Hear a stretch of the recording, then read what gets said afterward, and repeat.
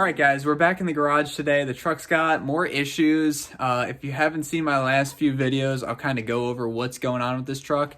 We got a Evap system problem with the fuel tank vent release, and we also have a issue with the cats. The cats are clogged. The past engine ran so bad and it had so much oil spitting out that I think the cats are bad on the passenger side. I'm probably going to go ahead and replace both of them, even though they're super expensive, but I won't have a problem with that in the future.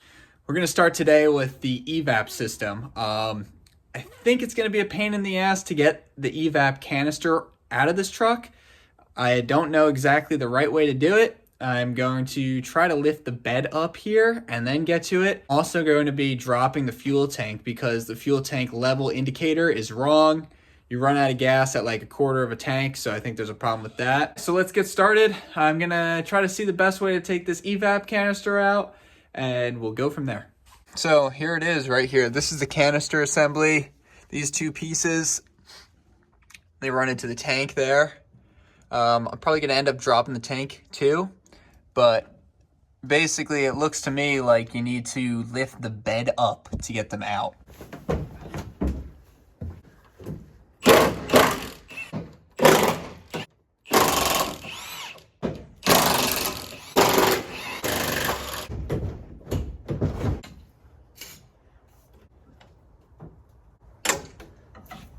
I don't know how much I can actually lift this up.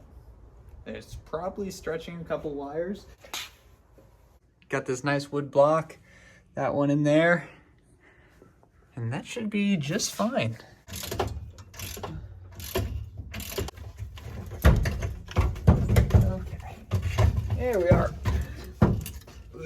A lot of dirt on this thing. To me, that looks like it's packed with dirt. I'm gonna cut this thing open and we'll see what it looks like on the inside, because I am so curious if this thing's just packed with dirt or not. Oh God.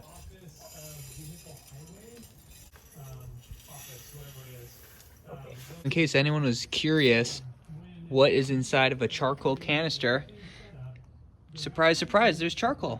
The whole thing is filled up. I cut this top off, and these are definitely packed with dirt. They don't let anything through. But I think the main problem is in this. This is like another part of the canister, and still can't get any air to flow through that. So I'm not even gonna cut this open. I know it's no good, and there's another one coming, so it's a waste of time.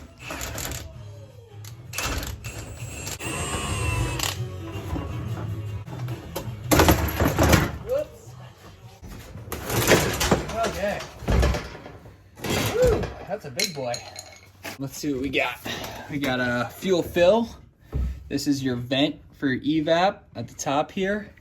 Not exactly sure what this does, but that is there. And then this is gonna be your fuel pump assembly and tank level indicator. So we're gonna open this up and see if anything's bent or destroyed, because when the Evap wasn't working right, the whole tank suctioned up. And I'm thinking that the tank level indicator got bent from there, but I don't know. I'm gonna find out in a second.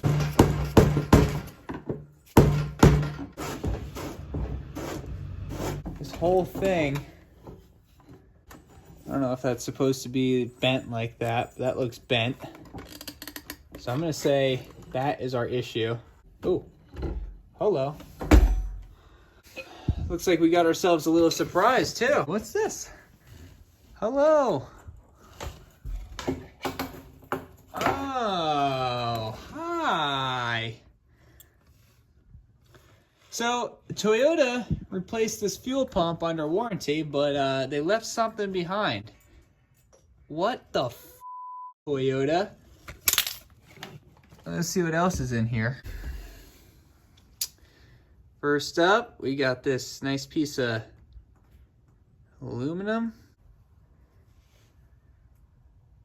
Oh, you got little pieces of this float.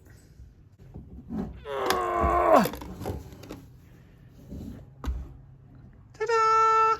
Look at that. I think that's the pickup right there for fuel. That is no good. Okay. I think that there's some pieces of the pump or of this float inside here, so. Okay. And there's the bottom of there's your fuel filter. Oy. We'll clean that out and we'll put her back together. All right, I replaced this broken float right here with the one that I found in the bottom of the tank. I know, it's ridiculous, but that is way better than the one that we have. So I'm gonna clean this thing out right now. It's a little brake clean. Okay, let's put this thing back in the tank and get this tank back in the truck.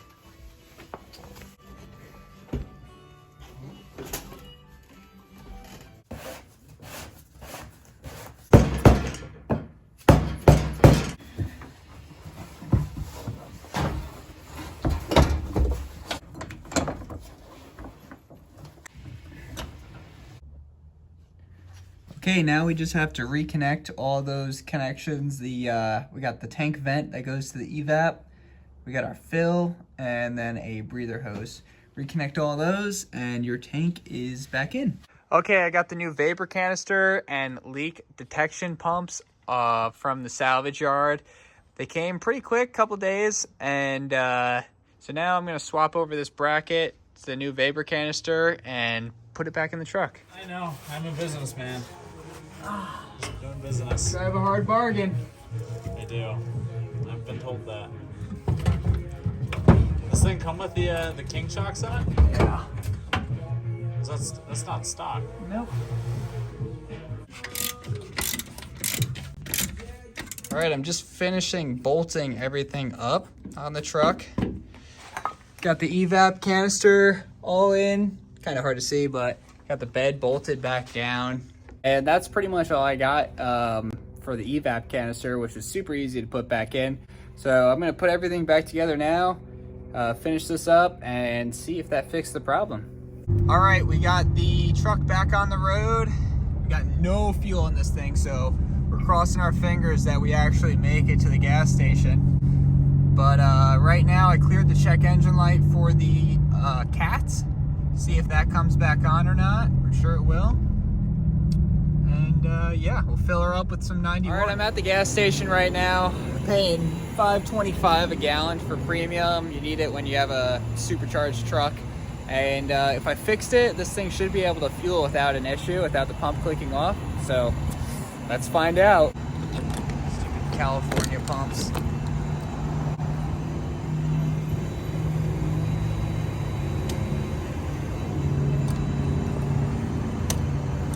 It's not working. So we were able to fix about 1 out of the 3 issues with this truck. It's just so infuriating. It's still hard to fill, and I think that might be because the fill line is actually like a little bit kinked, so maybe I'll be able to fix that. But the gas tank does not suck up like a Capri Sun anymore. It is completely fine, and it vents all the air through the Evap, no problem. And now I'm gonna go take these cats off here and go down to San Jose and pick up some new catalytic converters, which is gonna hurt. It's quite expensive. Hopefully that fixes the check engine light, because I'm getting a cat efficiency code P0430 and P0420. So basically the cats aren't doing their jobs. I think they got ruined from the bad engine before. All right, there's one of the cats right there. That's the driver's side. And here is the passenger side. You got 4 12mm bolts on the engine. And then you got these 2 down here. And you gotta disconnect this bracket. And you should be able to just pull it right out.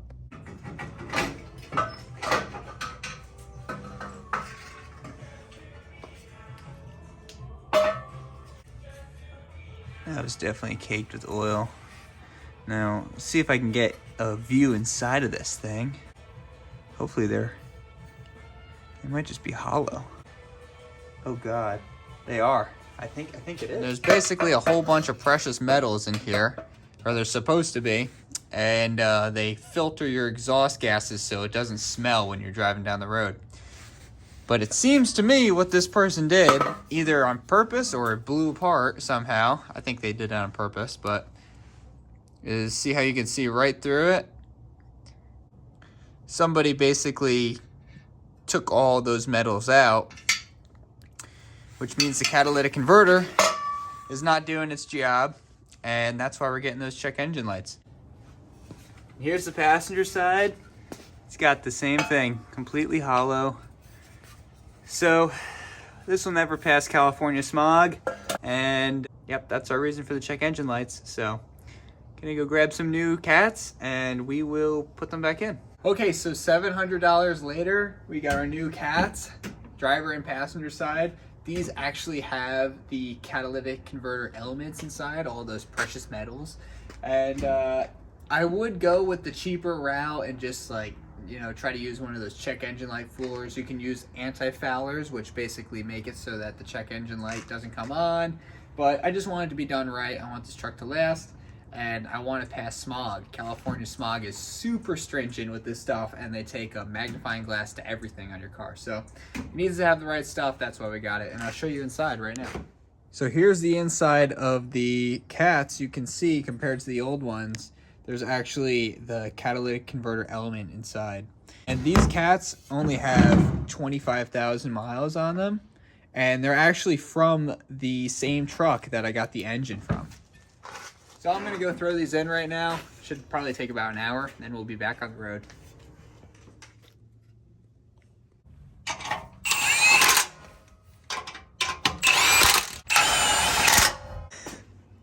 So I'm gonna take it for a test drive now and make sure that check engine light doesn't come back on. All right, so far the test drive's going really good. I'm just cruising on cruise control. I still got the tire pressure light on, but that'll get fixed in the future. Got a full tank of fuel, and the check engine light has not come back. So I'm gonna keep driving it, and hopefully tomorrow we get to do some four-wheeling. I don't know, we'll see. We were successful last night. Our check engine lights haven't come back on. The whole fueling system, I figured out that, and everything's working as it should. So we're gonna run up the truck, try to do some four-wheeling, and yeah, see how it does. It's doing great so far.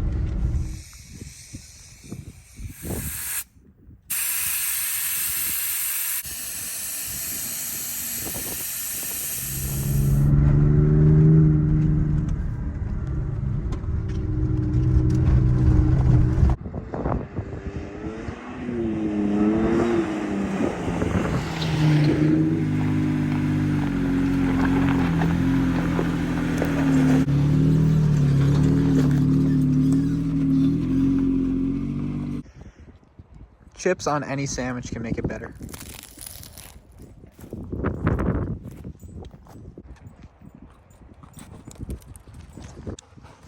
Oh, bing bong bowl? This is a perfect shakedown run for the truck. We're gonna figure out what it needs before it does some real trails. And yeah, it's a beautiful day. So it's a win-win.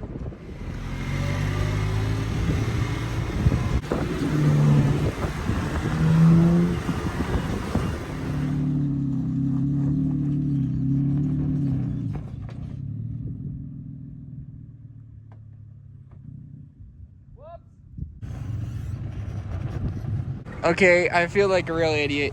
I forgot I don't have rock sliders. And this was about the first 5 seconds of wheeling this poor thing. And we got another dent. Just added to the list. As you can see over my shoulder, we got Clear Lake back there. That's where I actually bought this truck from a few months ago before we started this whole debacle. The truck's doing great though. Of course I smashed the rocker panel the first time that I take it out. And you know, that's just typical. I was going to build rock sliders and then didn't get around to it this week. So here we are, and now I know I need them. Besides that, we're going to do some more filming, cruise around a little bit, and we're just taking it easy. It's been a great shakedown run so far, so yeah.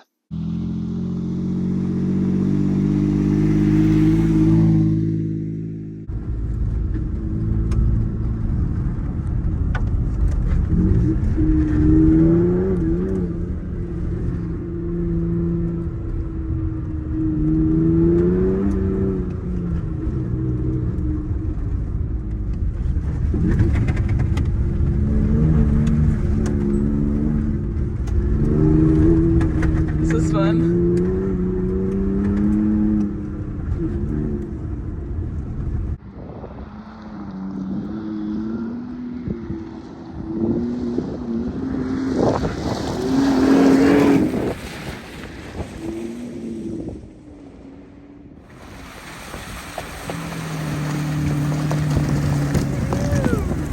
Went a little fast there. It's terrifying.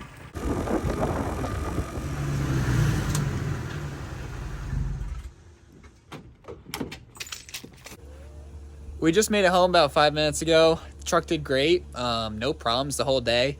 I'm gonna go over a couple of the things that I like and didn't like about it when we were four-wheeling, because it's different than driving my Jeep Cherokee, obviously.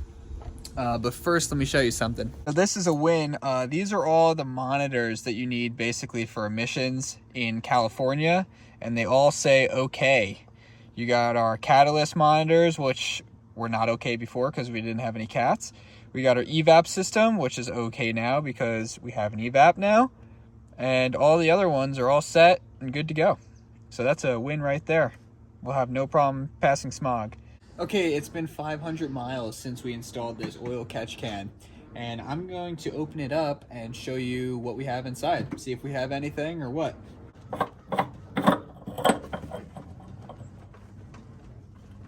So that's a pretty good amount of oil for 500 miles. I think that's about normal. But it just goes to show you how much would be going back into the system on these, especially when you're running forced induction, right back into the truck. So it's a cool little tool, cheap, 20 bucks basically is what I paid for this whole setup. It's worth it, keeps your engine a little bit cleaner in the long run. All right, I have a couple issues with this truck, and I hope I don't upset the web wheelers too much or the keyboard warriors, but there's also some good things too that I'm going to throw in there. I got a small list here, and I'm going to go through it. First one, I'm having an issue with the steering. This is really not the truck's fault. It's probably mine. The steering pump, it seems like it's not bled properly, or the pump is dying itself. I have to kind of give it throttle for it to be able to turn the 35s. So I got to figure that one out personally. Okay, the supercharger. The supercharger on this thing is super fun. I will say the supercharger, once it starts building boost, you're on an on-ramp, it works great. Would I spend $7,000 on it? That's debatable. I mean, you really got to want that extra power. It is fun though, so I'll give it that. Manual off-road. I'm going to say it, I don't like driving a stick off-road, okay? You can hate me as much as you want. Auto is where it's at for me. I drive stick all the time. My Civic is a stick. This thing's a stick. My Wheeler is an auto though. And I think it's better for the rocks and it's more enjoyable for me. So besides that, the truck did awesome. Had no problem. 4-low runs great in these trucks. It's super low gearing. The 529s were great. I still don't have the ARBs hooked up and plumbed, so that's going to be something coming up soon. And yeah, that's all I got about that pretty much. Couple complaints, but nothing too serious. And for those keeping track at home, I'm also keeping track. This is our total so far. I was able to sell the old tires and wheels, those beadlocks and 37s, for 800 bucks. So that recouped some of our money, basically paid for the cats and half of that Evap canister. So $22,793. Hey, you made it through the video, and thank you for watching, but don't forget to subscribe, or else. No, but we got a lot of great stuff coming out with this truck, so if you did subscribe, that would be awesome. Follow on Instagram. That's my Instagram handle right there on the bottom. Mike's 4x4 Garage. Hit the like button, drop a comment, let me know what you thought, and we got some stuff coming up. We're going to put some sliders on this truck, hook up these ARB air lockers, and get it on some real trails. So until next time, thanks for watching.